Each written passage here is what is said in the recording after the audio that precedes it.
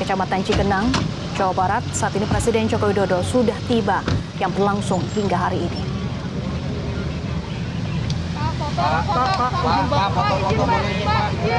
Pak, kita udah dari sini dari tadi, Pak. Kecamatan Cikenang menjadi salah satu lokasi terparah terdampak gempa yang terjadi pada kemarin, pemirsa, pada pukul 13:21 waktu Indonesia Barat.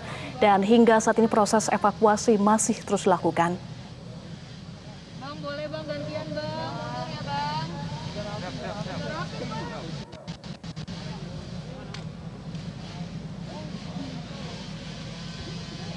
Saat ini Presiden Joko Widodo sudah tiba di lokasi gempa didampingi oleh Gubernur Jawa Barat Ridwan Kamil. Juga terlihat hadir Menko PMK Muhadjir Effendi. Bang, jangan diri, Bang. Nggak kelihatan.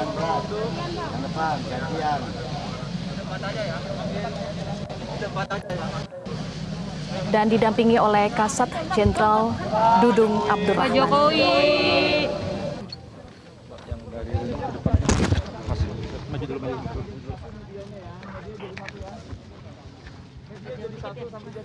Agak jauh dikit ya.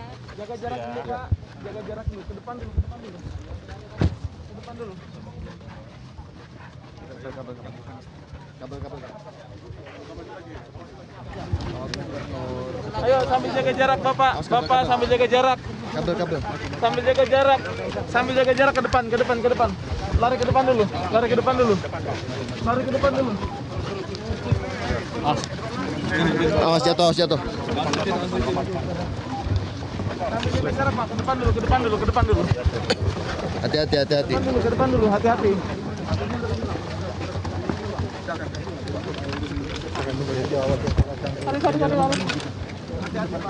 Maju, Lek. Saya maju.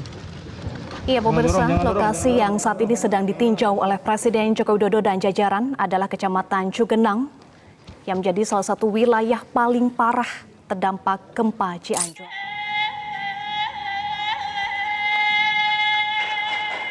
Innalillahi wa inna ilaihi rajiun.